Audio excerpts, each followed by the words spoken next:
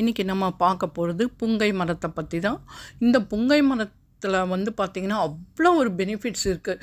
அதனோட வேராகட்டும், பூக்கள் ஆகட்டும், அதனோட காயாகட்டும், பட்டையாகட்டும், இலையாகட்டும், அவ்வளோ ஒரு மருத்துவ குணம் இதில் இருக்குது. இதை வந்து நிறைய பேருக்கு தெரியுமா என்னன்னு தெரியல. இன்றைக்கி நான் தெரிஞ்சதை சொல்கிறேன்.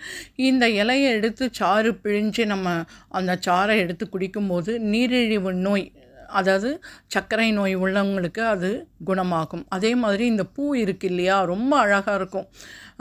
நிறைய கீழே விழுந்திருக்கும். காலையில் எழுந்து போகும்போது அந்த சைடு அவ்வளோ ஒரு வாசமாக இருக்கும். இந்த பூவையை நல்லா காய வச்சு உலர்த்தி பொடி பண்ணி நம்ம கலந்து குடிக்கும்போது நிறைய வியாதிகள் குணமாகும். அது மட்டும் இல்லாமல் இதில் புங்கங்காய் இருக்குல்ல, அந்த காயிலேருந்து எண்ணெய் எடுக்கிறாங்க. அந்த எண்ணெயிலேருந்து மூட்டு வலி சரியாகும். அது இது வரைக்கும் யாருக்கும் நம்மளுக்கு தெரியாது இல்லையா. மூட்டு வலி கண்டிப்பாக குணமாகும். அந்த அளவுக்கு இது சக்தி வாய்ந்த ஒரு காய். அது மட்டும் இல்லாமல் இந்த புங்கை மரம் என்ன பண்ணுன்னா காற்றை ப்யூரிஃபை பண்ணி நம்மளுக்கு கொடுக்கும். காற்றை சுத்தப்படுத்தி நம்மளுக்கு கொடுக்கும். இன்னொன்று, இந்த வெயில் காலத்தில் இந்த புங்கை மரத்துக்கு கீழே நம்ம போய் நிற்கும்போது அவ்வளோ ஒரு சில்லுன்னு இருக்கும். நம்மளுக்கு கோடை காலத்து வெப்பத்தை வந்து இது தணிக்கும். இது மட்டும் இல்லாமல் இது விதைகளாகட்டும், அப்புறம் வந்து பூக்களாகட்டும், இலையாகட்டும், அவ்வளோ ஒரு மருத்துவத்தன்மை கொண்ட இது. அது மட்டும் இல்லாமல் இந்த எண்ணெய் எடுக்கிறோன்னு சொன்னேன் இல்லையா, அந்த எண்ணெய் வந்து வாத நோயையும் குணப்படுத்தும்.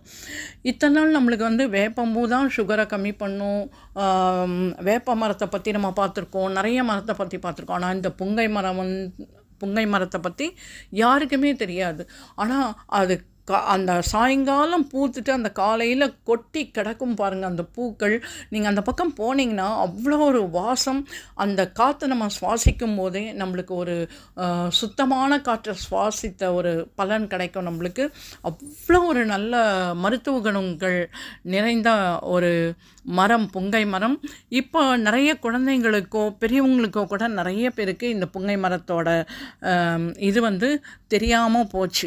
இது வந்து நிறைய வந்து கோவில் பக்கத்துலலாம் இருக்கும். இது மட்டும் இல்லாமல் இது சொரியாசிஸ்ன்ற நோயையும் குணப்படுத்தக்கூடிய தன்மை இந்த புங்கை மரத்துக்கு இருக்குது.